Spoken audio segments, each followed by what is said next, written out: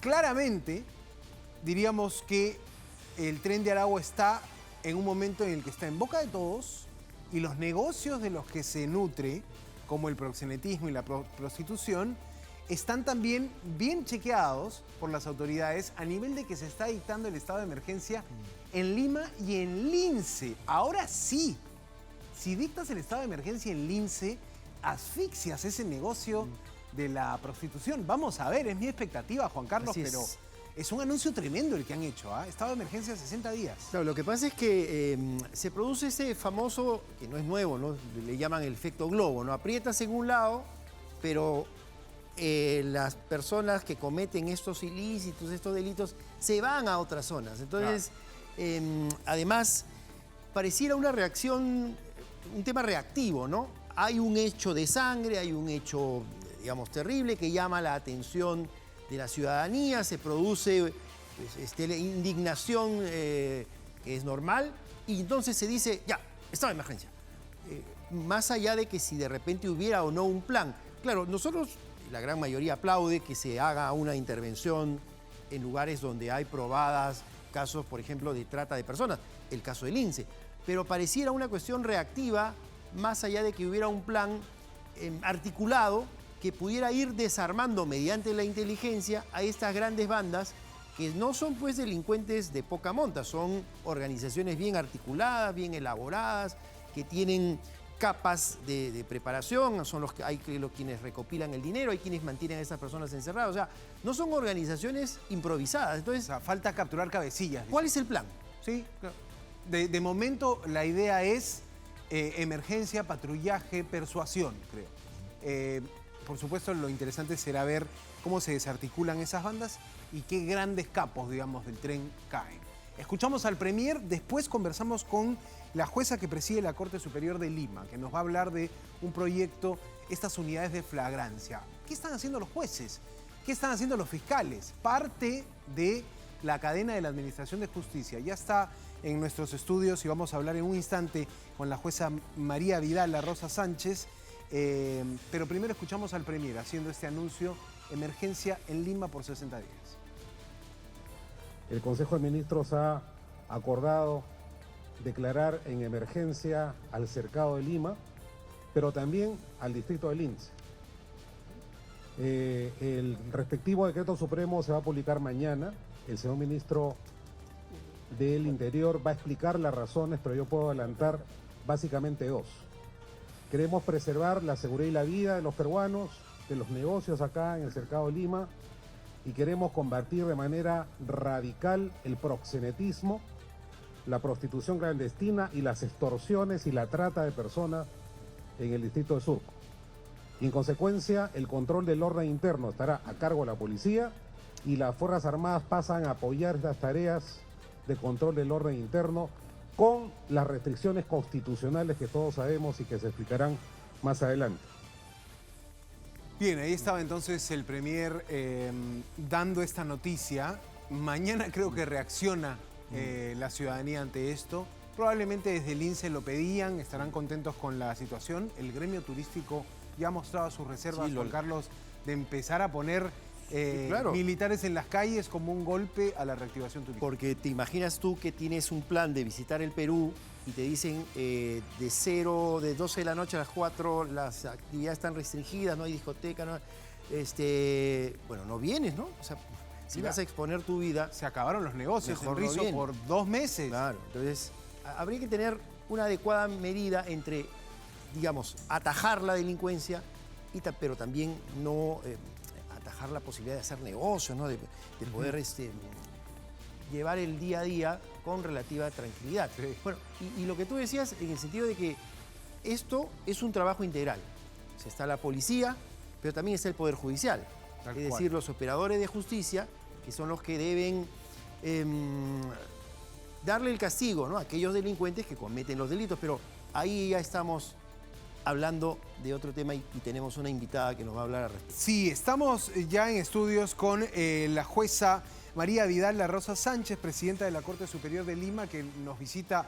Le agradecemos, doctora, que esté con nosotros hoy en día no laborable, pero era importante compartir esta situación que puede ser una buena noticia todavía lo tomamos con cierta duda, digamos, pero es un ejemplo de celeridad. A veces se critica al Poder Judicial, se critica a las autoridades porque no se procesa con celeridad, pero el ejemplo de la unidad de flagrancia en la Corte Superior en Lima, 24 sentencias de 29 casos. Estamos hablando de, por ejemplo, una corte que funciona como en países donde funciona la justicia.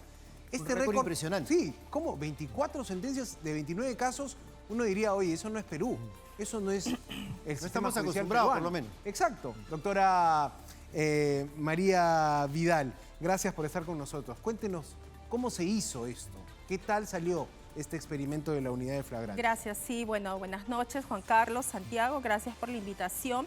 En efecto, las unidades de flagrancia vienen siendo impulsadas por nuestro presidente del Poder Judicial, el doctor Javier Arévalo Vela. Se tomó como modelo lo que se venía llevando a cabo como unidad de flagrancia en el país de Ecuador y también Costa Rica.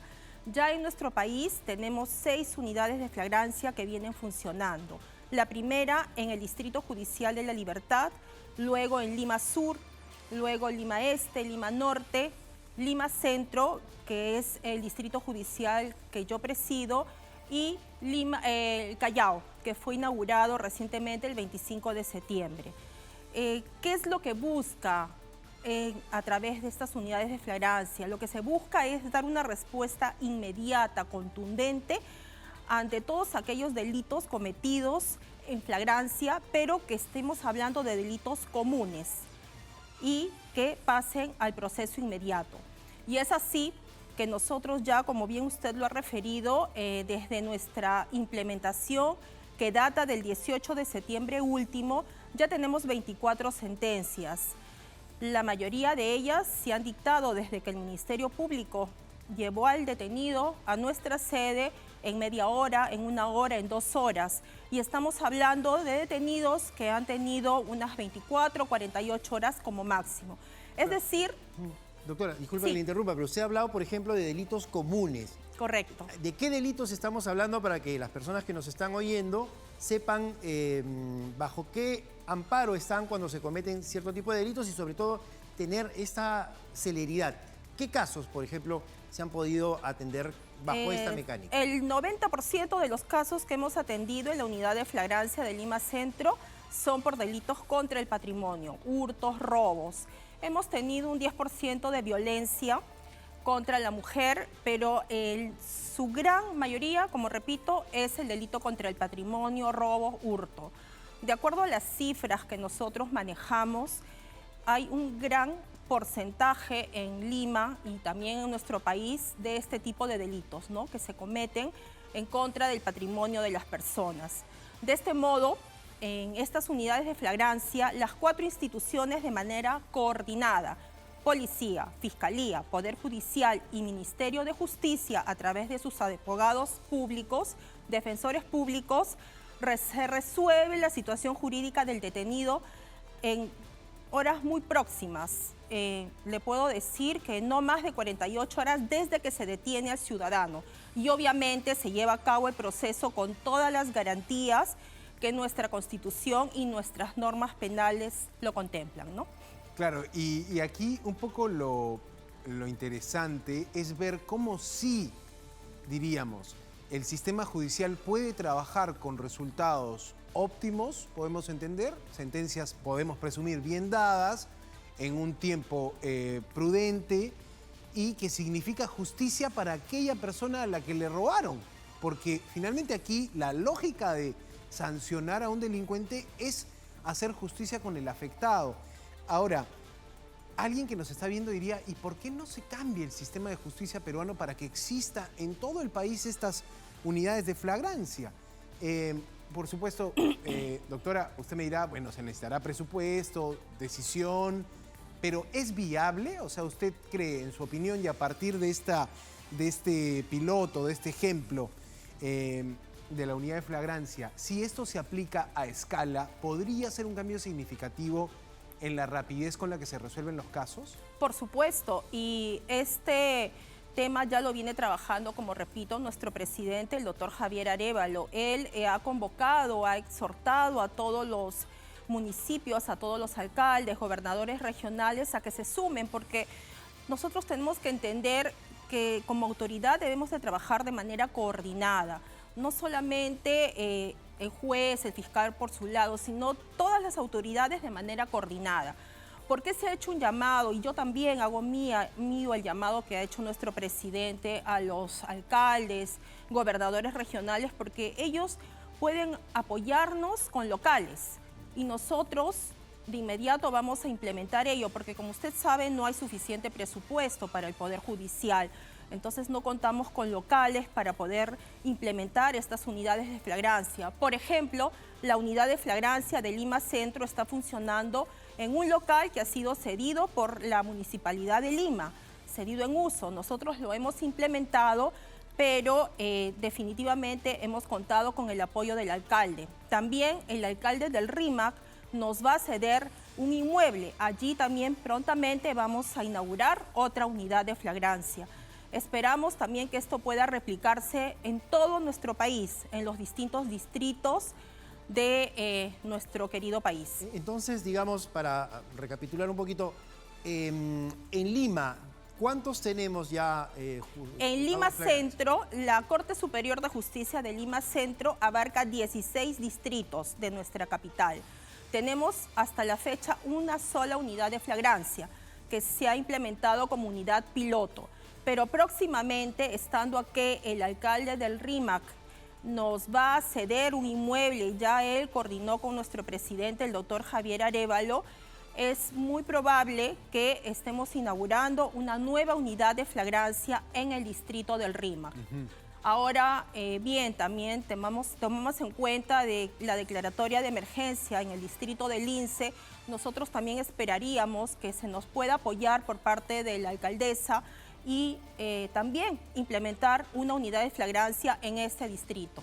Interesante esa proyección. Estamos con María Vidal La Rosa Sánchez, presidenta de la Corte Superior de Lima. Ahora, doctora, hay propuestas y quiero pedirle su opinión respecto a estas propuestas. Primero, ampliar el periodo de flagrancia de 48 a 72 horas. Una primera propuesta que la dio el presidente del PJ.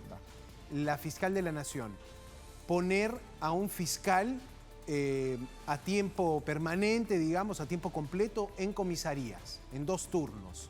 Propuestas concretas, ¿ah? Porque acá, si estuviéramos entre políticos, digamos, ideas pueden existir, pero le estoy hablando de propuestas concretas. ¿Qué opina sobre esos dos? Bien, sobre la primera propuesta de ampliar a 24 horas adicionales, la considero válida, toda vez de que en muchos casos no es posible poder contar con todos los indicios, las pruebas, para que pasemos a un proceso inmediato. Y en muchos casos, pues, el fiscal, al no poder realizar todas las diligencias en ese plazo tan corto que nos permite la ley, tiene que derivarlo a un proceso común y esto tiene otro trámite. Entonces, consideramos que sí, sería muy viable y nos podría ayudar para obtener mayores éxitos en la lucha contra la delincuencia, el ampliar a 24 horas adicionales. De otro lado, referente a la propuesta que ha formulado la fiscal de la Nación, también la considero muy viable. Sería muy necesario que ella, si mal no recuerdo, señaló 2 fiscales en cada comisaría. Claro, 2 fiscales en comisaría. Sí, también la consideramos necesaria, ¿no? Ahora, sería importante conocer cómo llegamos tan rápido a sentencias. Es decir, hay una aceptación de la persona que cometió el delito. Usted me ha dicho, y nos ha dicho que la gran mayoría de estos delitos son delitos contra el patrimonio, es decir, robo, ¿no? Hurto agravado, en fin. ¿Qué se necesita para llegar a una sentencia rápida? Que el acusado acepte su delito, que el fiscal y la policía presenten pruebas contundentes. ¿Cómo llegamos a este récord de sentencias que hemos podido presentar? Sí, usualmente en estos delitos de flagrancia tenemos prácticamente la mayoría de las pruebas allí, ¿no? Entonces, si contamos con la gran mayoría de las pruebas, los imputados muchas veces se acogen a la terminación anticipada y esto permite a que se pueda sentenciar en tiempo récord.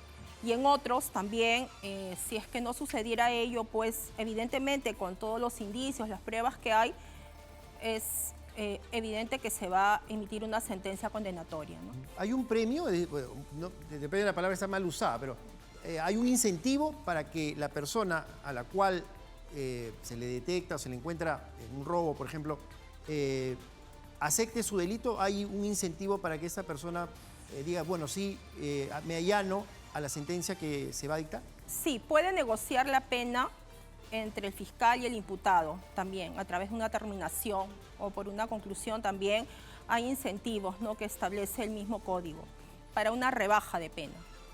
Correcto, qué interesante esta situación, pero claro, Al estilo norteamericano, ¿no? Que podría una ser. negociación del fiscal con el detenido para evitar llegar a un juicio. para llevar, Exacto, exacto. Claro. en un sitio, evitar un juicio prolongado, ¿no? Que, Así Cuando es. ya- Y bueno, cuando- y se da una respuesta contundente, ¿no? Porque lo que nosotros queremos como autoridades es que realmente la delincuencia pues decaiga, que le hagamos frente a esta delincuencia común y que las sentencias sean contundentes, sea un mensaje directo a la ciudadanía, que puedan confiar en sus autoridades, no solamente en la policía, sino en el fiscal, en el juez, el abogado defensor público, ¿no?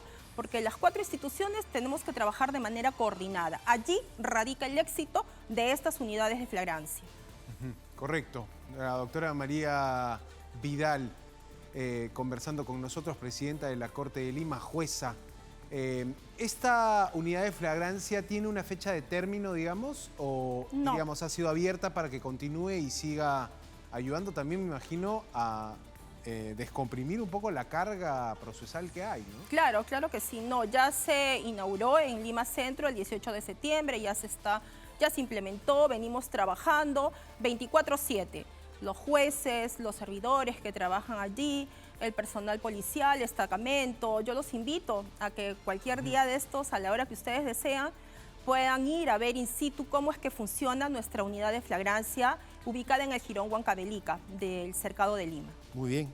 Muchas gracias, la señora María Delfina Vidal, presidenta de la Corte Superior de Justicia de Lima, que nos ha dado todo este panorama interesantísimo de cómo se puede liberar, como decía Santiago, la carga procesal, que es enorme en el Perú, hay millones de expedientes, pero que, por ejemplo, cuando ya se trata de casos de flagrancia, y hay además este incentivo, ¿no, Santiago?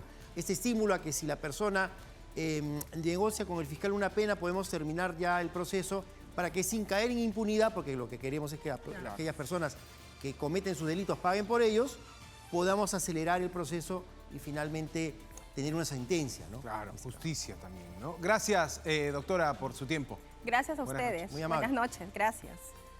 Ahí está, amigos, entonces esta información dentro del gran marco de la inseguridad ciudadana, del problema de la delincuencia, las organizaciones criminales y la novedad del estado de emergencia en Lima. Mañana se publica la norma, mañana entraría en vigencia. El lince, ¿no? Ojo, la zona de rizo. Por eso yo digo, todavía no estamos aquilatando en la medida que todavía no hemos llegado al momento en el que se dicte la norma, pero sí creo que va a tener una gran repercusión. Y hasta, espérate ahí los gremios de microempresarios, los gremios del entretenimiento, armando también la tole-tole. En Rizo, en la zona del lince, tenemos varios centros Tiene comerciales. cines, centros comerciales, Tenemos, restaurantes, hoteles. se atienden hasta la medianoche. Es una zona muy, comercialmente hablando, claro. muy intensa. Y además hay mucha vida nocturna. Claro, es inevitable y es, digamos, no se puede soslayar la presencia masiva de mujeres que ejercen la prostitución y que la municipalidad, en fin, la policía ha tratado de alguna forma reducir, pero vamos se a ver dan si abasto. finalmente el estado de emergencia va a poder, Ese es el tema. digamos, acabar con Revertir la ese tema, ¿no? situación, sí, difícil que acabe. 60 días es muy poco. Sí, exactamente. Son mafias que operan por años. Años, ¿no? En Rizo hay- En Rizo, conocido. la avenida Arequipa en su momento también tenía este problema de la prostitución, del proxenetismo. Se corrigió, pero la llegada del fenómeno migratorio también le dio un impulso, Exactamente. ¿no? Entonces, allí es donde se Se apunta volvió incontrolable. tal cual. Pero vamos a ver. Claro, algunos dirían, bueno, estaban pidiendo erradicar la prostitución, las mafias que operan allí, los crímenes por encargos, que también Lince ha sido caliente en Sí, sí, asesinatos sí. por sicarios. Bueno, ahora aguanten pues entonces la orden que puede dictarse, no sé si inamovilidad, porque así no fue en San Juan de Lurigancho, pero sí prohibición de eventos. Después de las 12 de la prohibición- noche. Sí, Entre eso va a 12 y haber 4. hasta las 4 de la mañana. Y eso te mata todo lo que es Eso pues, cuesta. discoteca. Eso es plata. ¿no? Así es. Eso es plata de gente que quizá hace su trabajo de manera honesta, pero Exacto. consecuencia, daño colateral, Juan, de lo que puede ser Podemos una decir estado de así. emergencia.